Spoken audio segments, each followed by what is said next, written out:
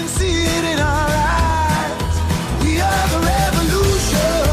We want it all tonight. We wanna take back what's rightfully ours.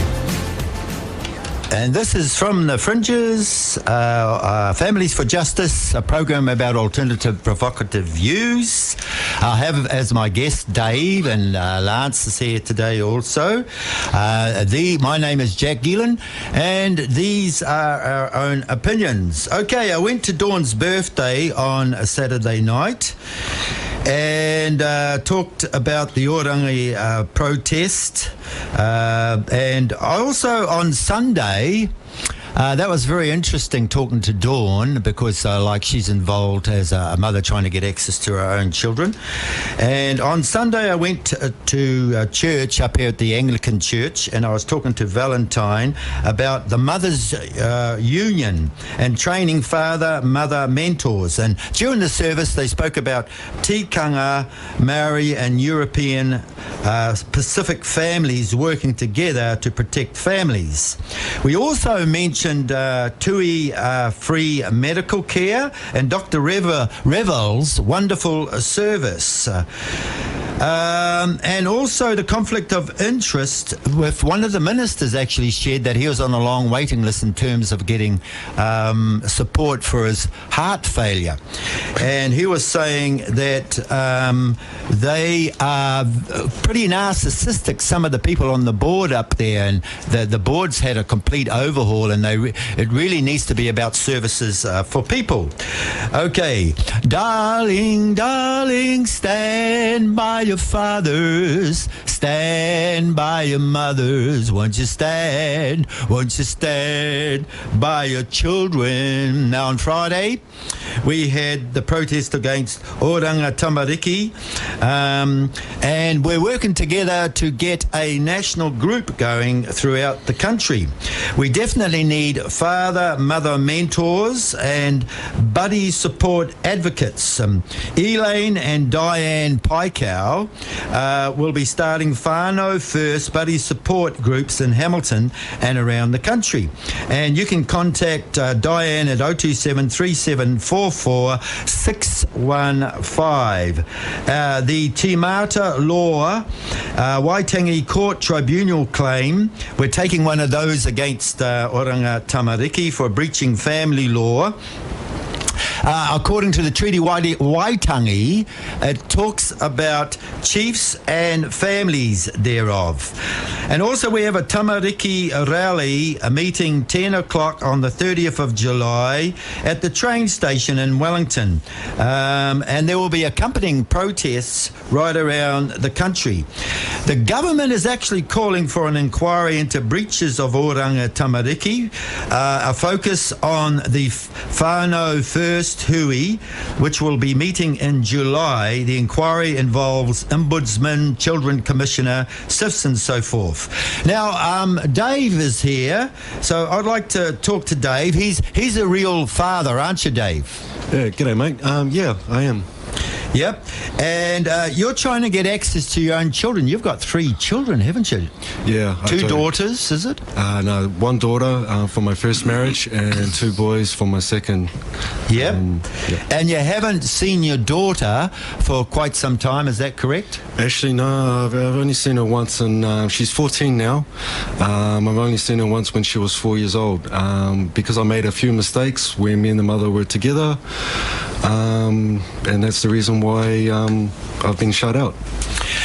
Yeah, so what sort of outcomes would you like to see in terms of, you've got a lawyer, haven't you, representing your case? Sandy Fox. Sandy Fox? Yes. What would you like to see happen? One, that I actually get to see my kids, both my daughter and my 2 boys in Australia.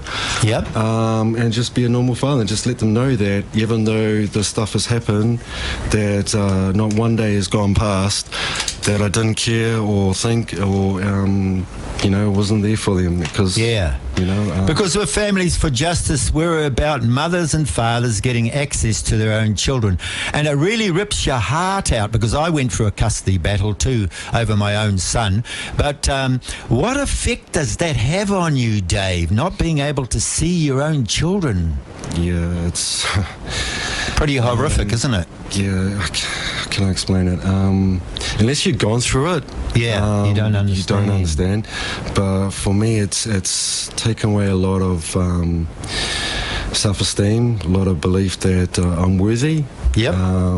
Because if just because I made a few mistakes, which everybody does, but I wasn't there. Like I should be there to protect my kids. And Yeah. I found out recently that my two boys were attacked from the guy that my ex over in Australia left me for.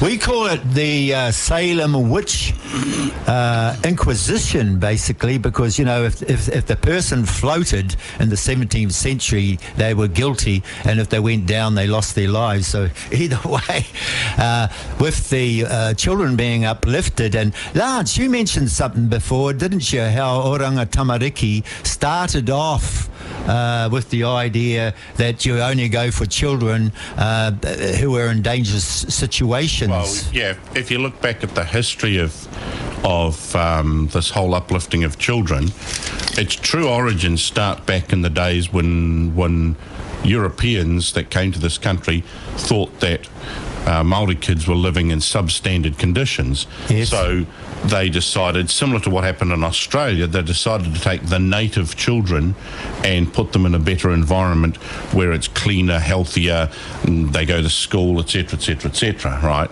Now, eventually there became an act to do with uplifting native children.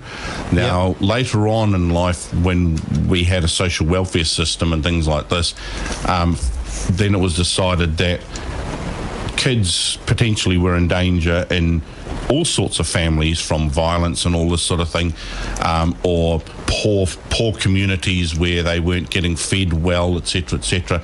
So therefore an act was formed to uplift children from those environments. That eventually, over many, many years, morphed into SIF's Child, Youth and Family, which then, because that was not working too well, they decided they could fix it by changing the name to Oranga Tamariki. Yep.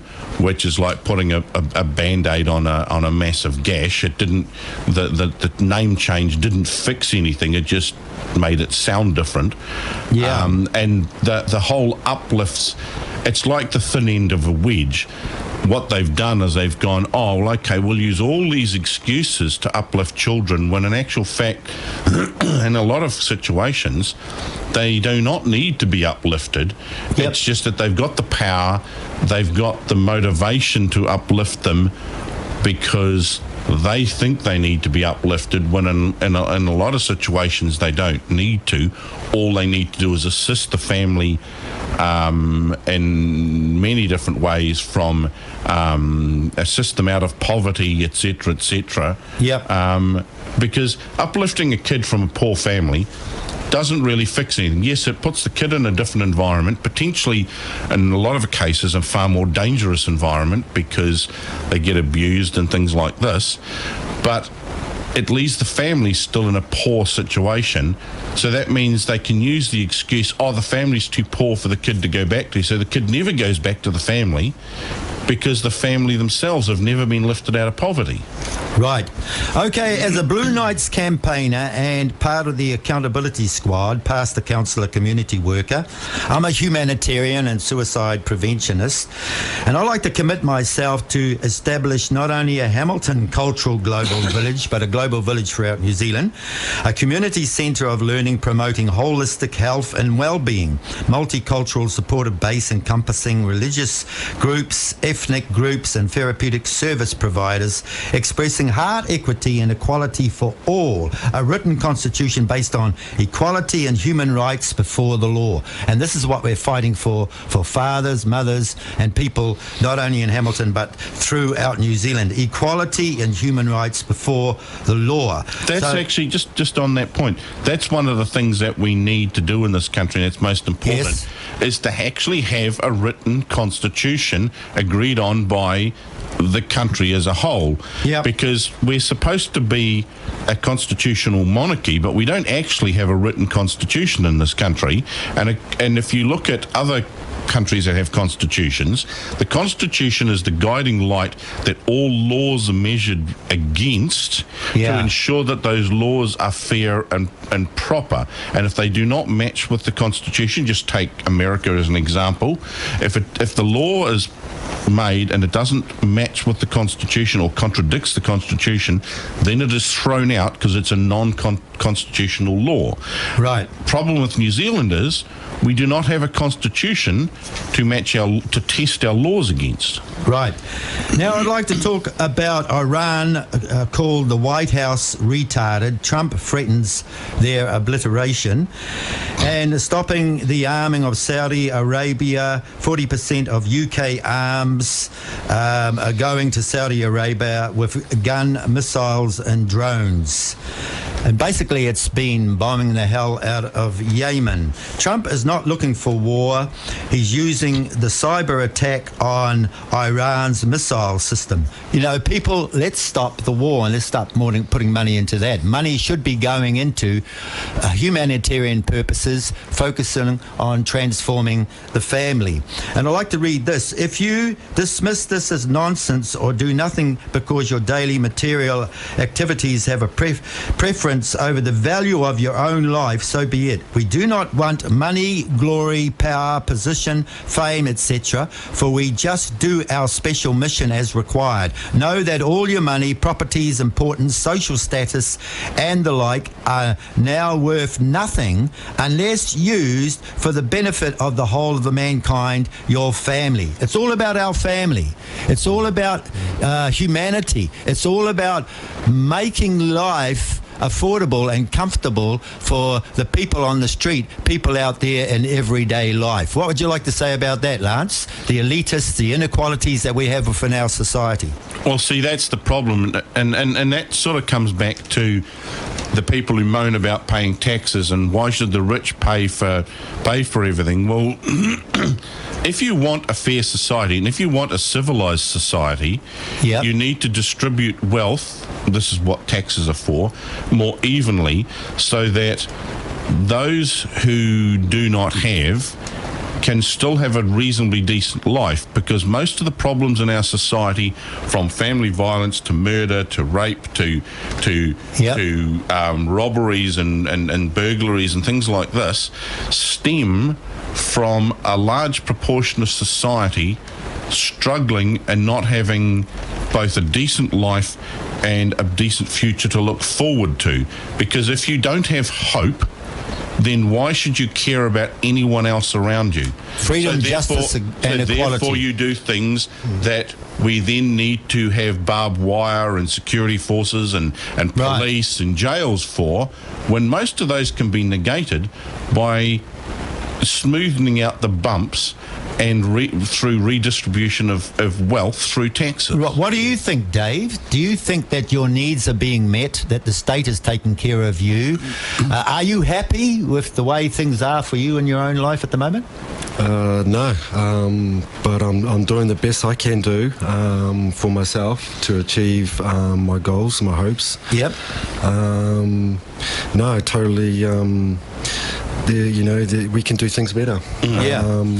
And there is not equal stuff around this world. And but what we need to do is, instead of just complaining about it, we need to actually just do it. Change it. Yeah, that's why I'm for a constitution and for transforming the whole electoral system and standing up for the rights of citizens. Now, the end of choice bill, patient-driven, the family have a celebration of the person's life before giving him or her the lethal pill. The bill doesn't protect vulnerable disabled people.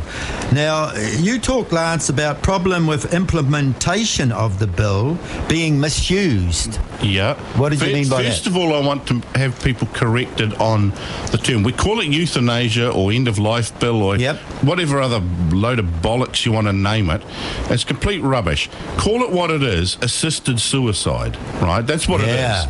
Now, technically, I probably don't have too much of an issue with the concept as such. Yep. It's the implementation. Like I said about the Oranga Tamariki's history and the whole taking kids laws, Yep. they started as something small that a group of people thought was going to help another group of people by taking kids from an environment. Yeah. This assisted suicide bill, my concern Yeah. is if a law's not well written, well thought out, and massive safeguards for the future put in Yeah. to stop it changing, we may start off with a law that works well for the next 5 years, Right.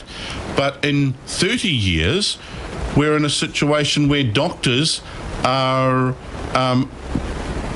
offering assisted suicide to families who have got a family member who's in a coma, and Yeah. the medical costs are getting a bit heavy for the government. Yeah. There was a case in Europe of a 17 or 18-year-old, 17-year-old, whatever, girl who was depressed.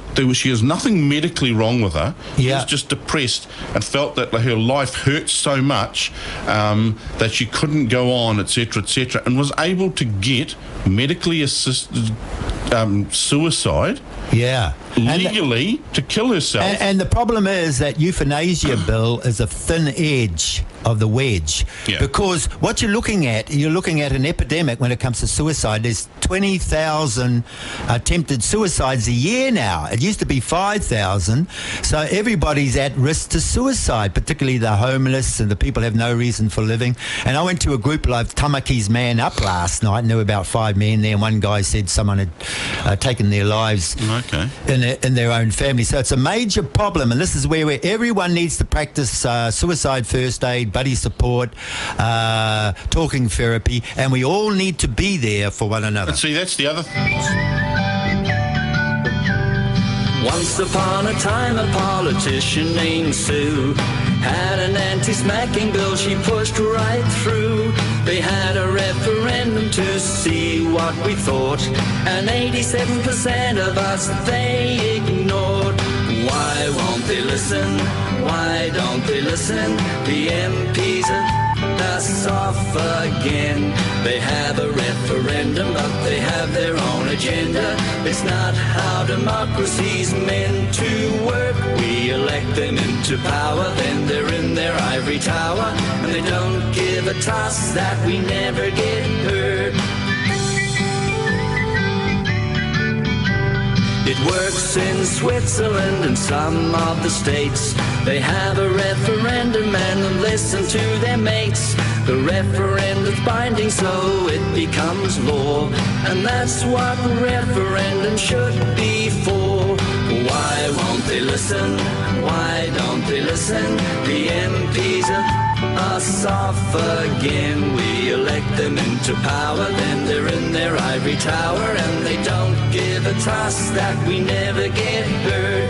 It's not democratic, it's completely bureaucratic.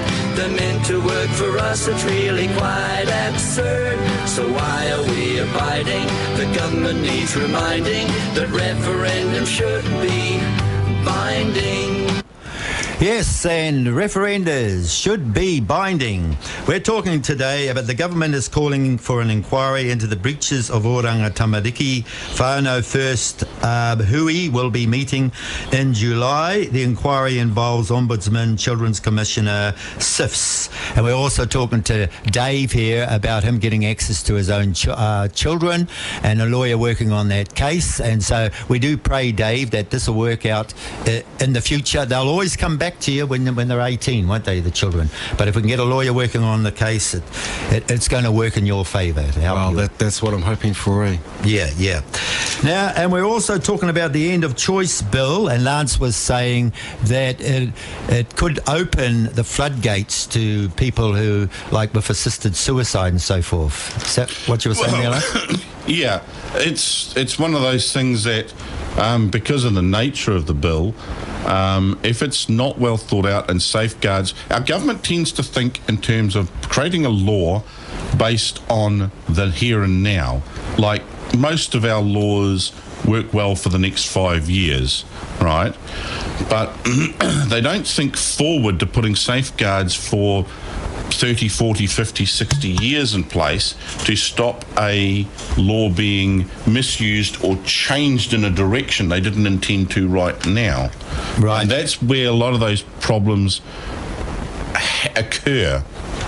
Okay, now Kiwi Build has failed building only 480 homes. There are 2,000 state homes they could be actually putting the homeless into. Property Council is to assist land planning. They had a Kiwi Build Summit, but they need to free up the land, working with property developers who are making $100,000 per home, and reduce the red tape with the consent that's required with the council. That generally costs a person $10,000. First of all, on the they have failed. Yep. I would call bollocks on that. Yep. Because this is all national supporters, ACT supporters, people like this saying that Kiwi Build has failed. No, 141 houses have been built. Yes, it's not a screaming success, but it is better than zero, so therefore it is some sort of a success. Right. It is far better than National's effort of doing nothing for 9 years. In fact, National went backwards and did, I think, worse than a failure. They tore down hundreds of houses and created a negative housing situation because of them tearing down state houses. Now, they never built a single house to replace I've been them. to the People's Project, and I've asked them to identify the homeless, the people on the street. How many? Do we have 300 here? They have 10,000 up in Auckland, but they have services. The Orange Mobile people goes around and gives people showers, provides food, and this sort of thing. I want to sell Mega 4 homes at $50,000 a home, and you can get 80 on them on 1 acre of section, which is a no-brainer. Now, many of the homeless don't have shelters. On Sunday, I encountered a street person sitting in the doorway and asked to move by a city safe person. He had a copy of the 1983 Offence Act saying that you can sit anywhere on, in front of a business or whatever, provided you don't interfere with foot traffic. The street man had to ring up the police, who said he could stay there. But the city safe person said he couldn't, and it was all right for him to sit on a stool somewhere in the rain. So... You know what I mean? Have we got places for the street people to stay in? Are they treated as citizens, or have we banned them from the streets altogether? Part of this is the fact that these city safe people have a Nazi complex.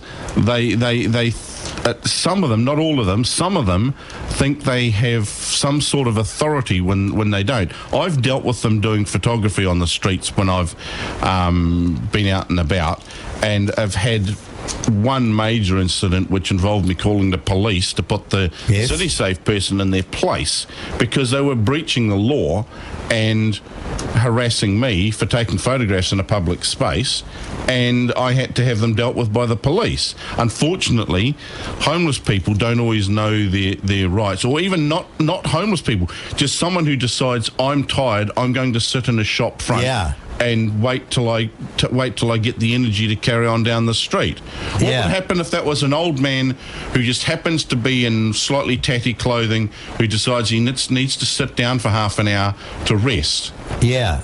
Okay, now have you got any ideas as a citizen on this one? Well, it's like my hometown, Tauranga, the Strand. There were a lot of homeless people there. Now that's all cleared away.